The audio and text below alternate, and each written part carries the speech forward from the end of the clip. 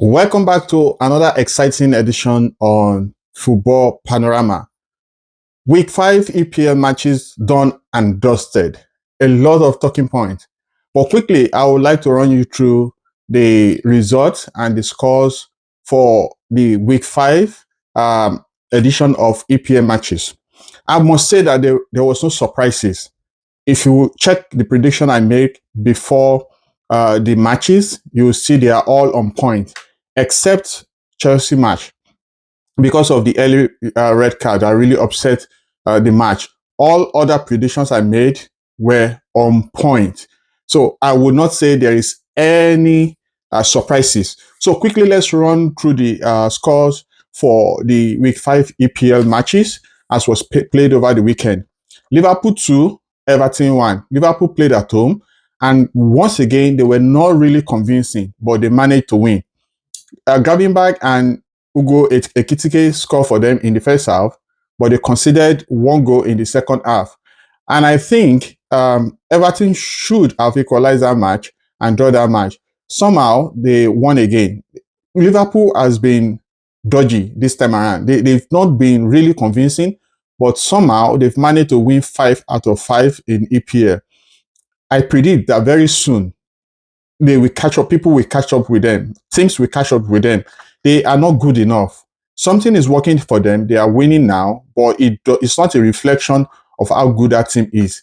That team is conceding significantly. It is so shocking that they didn't concede against Arsenal. But then that may just expose the level of lack of attacking power that Arsenal had. Lower teams have always scored against Liverpool. They concede easily, and they've not really been convincing. 3 out of those 5 matches they've won at the nick of time, just at the nick of time. So we'll see how that pans out. Brighton 2, Tottenham 2. Like I told you, Tottenham is unpredictable.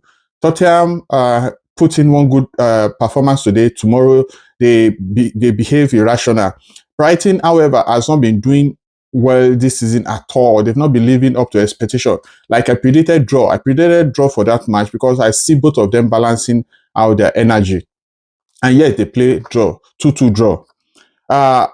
Man U 2, Chelsea 1. This was the only prediction that I didn't get right. And I couldn't have seen it coming because Sanchez, the goalkeeper for Chelsea, got red card just less than 5 minutes. I think about 4 minutes plus, which really destabilized the match. Maresca did something that I would never understand. Took off the whole attacking player and brought in a defender. Took off 2 attacking players, then later took off Cole Palmer because of injury. In 20 minutes, Chelsea was out of the whole attacking line, which was really, really shocking to me because after Man U got a red card, when Casemiro got a red card at 58th minute, I think Chelsea grew back into the game. 1 or 2 attacking midfielder, they would have won that game convincingly. But then, Man U was very smart, scored 2 goals within that period before Casemiro got a red card, which proved to be just enough for them. Chelsea tried; they came back in the second half and were a better team, but they were not just good enough to find equalizer for that match. Burnley 1, Nottingham Forest 1. Now, Nottingham Forest now has 0 wins in 5 matches, 0 wins and 2 draws. 2 wins and 1 draw for Burnley. Burnley, to me, has done exceedingly more than I even tipped them to be. They've surprised me a lot, and they were able to draw this one again. Nottingham Forest, under this new manager, I don't think they find their rhythm yet. If you remember the video I made before, I said it was wrong that Nuno Espirito Santos was sacked. I think he was the best man for them. This new coach, I don't understand what he's doing yet. He has not won a single match for them, and they've been dumped out of Carabao Cup. I think last week, and if he goes ahead to draw or lose 2 more matches, I think they're gonna kick him out yet again. I don't see him staying long in Nottingham Forest for long. West Ham 1, Crystal Palace 2. West Ham is one of the worst team in the EPL right now. It wasn't surprising. I saw it coming. Crystal Palace is a very organized team. They play very well. They are not top tier, but they are very disciplined and organized. And of course, they have good striker, Mateta. Mateta scored in the 37 minutes. Mitchell scored in the 38 minutes, while Bowen scored in the 49th minute for West Ham. West Ham will likely be relegated if they don't change their coach, which I think they will do very soon. Wolves 1, Leeds 3. If you watch my previous video where I predicted this match, I was very reluctant to predict this match because both Wolves and Leeds are very poor. They are very, very poor. I was expecting anything, but I thought Wolves will have advantage of being at home, even get a result. Wolves has been very poor. Even Leeds did very well. At least they've won one game against Everton in the opening game of the season. But Wolves has been very, very terrible and poor. So Wolves 1, Leeds 3. Goals scored by Calvert-Lewin, Starch, and Okafor, 45 minutes. Fulham 3, Brentford 1. Fulham, like I said, on their good day, can beat any team in the EPL. They have good crops of player, they have good coach, and they are doing well.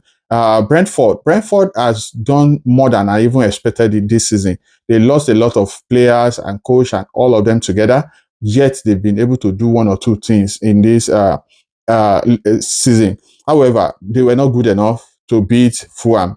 Iwobi, Wilson, and Pinnock Ongo sealed it for Fulham for 3-1. Then on Sunday, where the old drama began, started on a quiet note from between Bournemouth and Newcastle. Like I said before, Bournemouth will likely win or draw. I don't see Newcastle beating them because Newcastle to me has not been really fantastic this season at all. They are not really doing well, and of course they lost Isak, and I think they have injury to one of their key players. I've forgotten now, but one of their key players was out injured as well. So Bournemouth has fantastic coach. They've been doing exceedingly well. They had the same amount of points with Arsenal this season. I think they've won 3. They've drawn 1 now or thereabout. So they are doing well. So I knew there was no way that Newcastle would beat them at home. And yeah, they played goalless draw. Sunderland, Aston Villa. Sunderland to me is doing wonderfully well. Sunderland had red card as at 33 minutes. And they were able to force a draw from Aston Villa. In fact, they scored at 75 minutes after Aston Villa scored in 67 minutes. Aston Villa played comfortably, but not good enough. So in fact, I even thought Sunderland had a better game. Despite playing one man down, they had a better game. They did exceedingly very well, and they got rewarded by a goal, which sealed a draw for them, which is very, very valuable, given that they had red card earlier in the game. Arsenal, Man City, the top, right? The most talked about match. Now that match brought a lot of things that we never saw coming. We never expected. We never knew that there would be a day that Pep Guardiola will be playing defensive match, defending one goal. Pep Guardiola had the lowest ball possession in his history, 33% against Arsenal. In fact, the lowest before then was also against Arsenal too, which was around 35%. I think there is a genuine fear in Pep Guardiola playing against Arsenal these days. He really packed the bus. I never thought there would be a day I would see Pep Guardiola packing the bus against Arsenal. Really, I saw Erling Haaland defending, playing centre back for Chelsea. They defended so well against Arsenal. And unfortunately, they could not go with 3 maximum points. Erling Haaland was able to score earlier in the game. Just 9 minutes. He was already scoring. He has already scored. Don't forget that he's on form right now.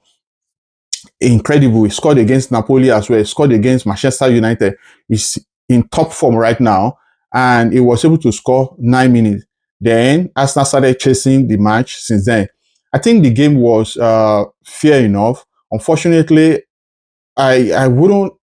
There were a lot of things I was not expecting in that match. Like I said, my prediction for that match was 100% perfect. If you go back and check my videos, you will see that I made a separate video for prediction for those matches. All the things I predicted: corner kick, yellow card, number of goals, everything to expect came as I predicted it. My knowledge of EPL is top notch. When I predict, take it serious. But I never expected the starting 11 that Mikel Arteta went in. I also never expected that Man City will play 10 men behind the ball always. And unfortunately for them, they were not just good enough. It just looked like the reverse side when Arsenal and Man City played 2-2 last season. The same way Arsenal went all in to defend. But in that case, it was even different because Arsenal was playing 10 against 11. Arsenal was one goal up and 10 men instead of 11 because of red card given to, I think, Trossard. And unfortunately, they were still unable to go successfully with the 3 point. Just the same thing that happened today too. But Pep Guardiola was defending 11 men against 11 men. I have never seen it before. It is interesting. The match ended by a wonderful goal from Martinelli once again. Incredible goal. Don't forget that Donnarumma has been so perfect in that game. He's been bossing everything. He's been playing significantly well. And it looked like he will never be beaten in that match until the incredible goal by Martinelli. Don't forget that Martinelli also came in against Athletic Club in Spain and scored a wonderful goal. The same way he scored now. It's like he has joy and he found joy in scoring against Man City. Don't forget 2023, he also scored a late winner against Man City in 2023. Some things keep repeating itself. That game was a very interesting one, but boring one because one team was just in their box defending all through for the better part of second half. However, Arsenal was able to secure 1 point from that match. But you ask, the question is, was it 1 point end or 2 point drop? It depends on how you look at it. So tell me in the comment section, do you think it was 1 point well fought for by Arsenal or 2 point loss, given that the expectation was for Arsenal to win convincingly against Man City at the Emirates Stadium? Thank you for joining us for today. If you have not subscribed, please subscribe, share this video, and turn on the notification button so that you can always be the first to know when we drop a new video. Always watch out for our prediction video. It is always incredible and on point. Don't forget, there are no guarantees. I'm not a punter. I don't have any contracts with any of these people. My prediction are just my personal opinion, my understanding that I know I have about EPL matches. So, from me to you, this is Toshine, and don't forget, this is Football Panorama. Thank you and bye-bye.